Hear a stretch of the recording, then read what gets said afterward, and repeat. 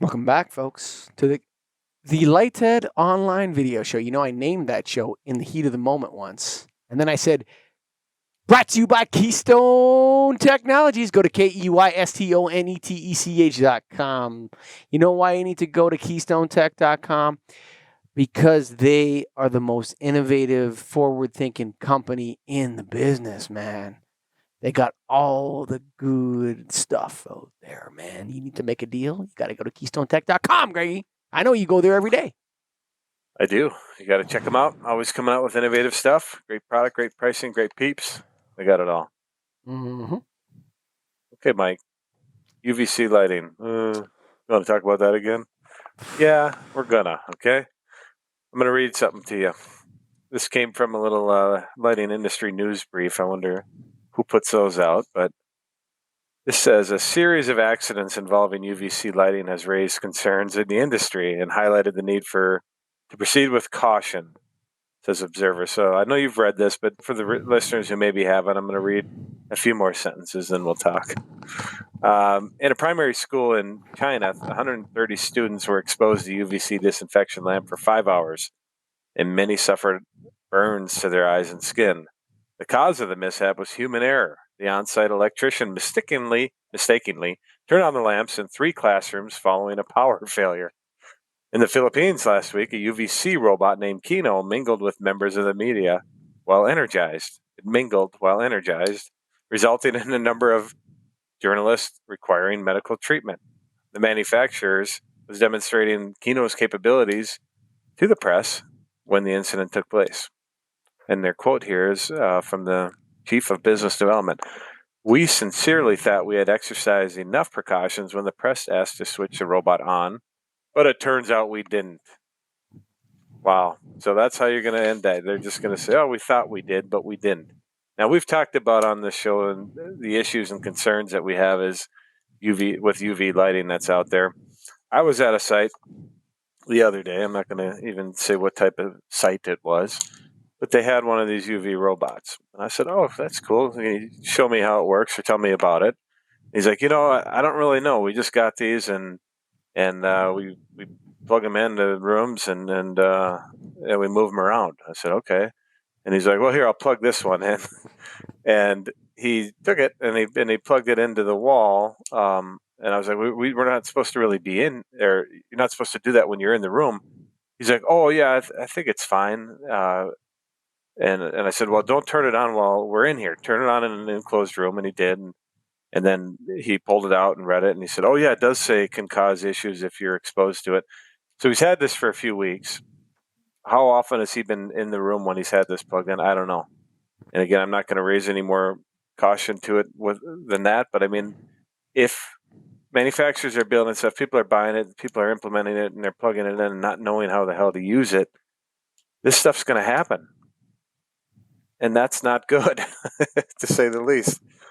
You've got a face mask over your eyes, Mike. Yeah. So, the invisible threat. The most important thing that we need to do is we need to disinfect everything. We need to disinfect everything. Everything needs to be disinfected. And we're willing to go to all ends and take all manner of risks and experiment with all different kinds of things, like wearing masks over our mouth and noses all day long in the workplace. What's the consequences of that? We're willing to shine the light that the ozone layer conveniently blocks out from the sun. That ozone layer. There's a hole in the ozone layer, Greg. Oh my God, we need to fix that. Why? Because it's going to let the UVC light in. And if it does, all living things on Earth are going to die. Oh, really? Yes. I didn't know that. So now I got this machine in the room. And it's like, well, I mean, I don't feel anything right now. I'm not blind today. I don't have skin cancer. But all the COVID is dead.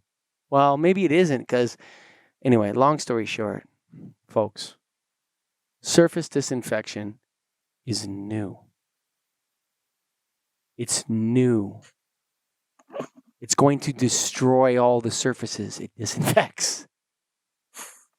Okay? You know why? Because it's radiation.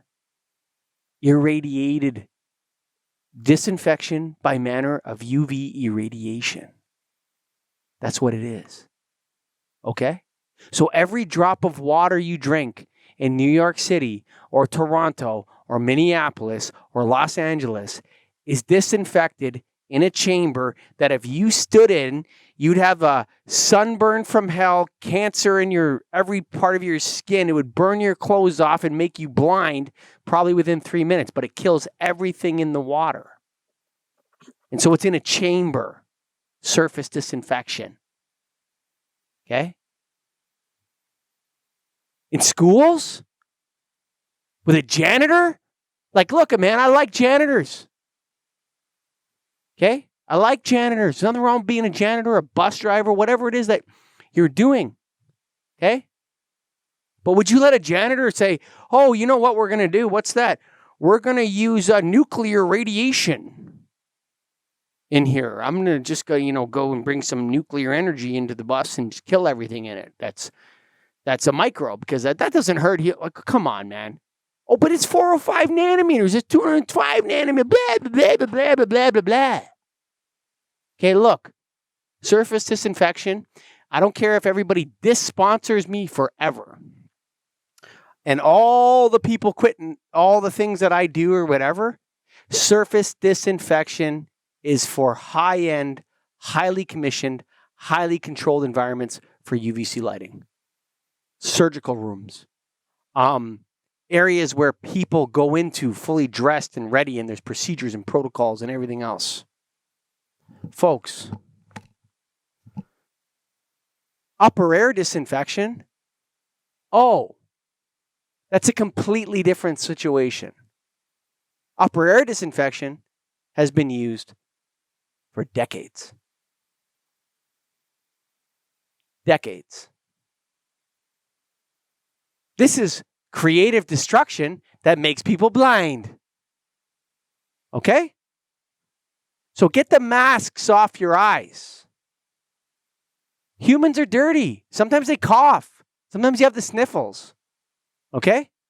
It doesn't mean that you need to nuclearize the room after. Without all this crazy shit. Nobody knows what this thing is that they're talking about. I mean, maybe there are a couple people we've talked to that actually know what it is. What happens? Well, what happens is there's these super smashy waves that smash into your eyes, and they just go inside your eyes and they bash up all your corneas. So you can't see anymore. But there's no COVID-19 in there. Oh, well, good. That's what we really want. Jeez. Get rid of that COVID. Man, I got to put my mask on so that I can stop the UV rays. Like, what are we doing? Look, surface disinfection is crazy. It's totally new. It's nutso. If you don't like it, I don't care. I don't care. Sue me. I don't care. Surface disinfection is new.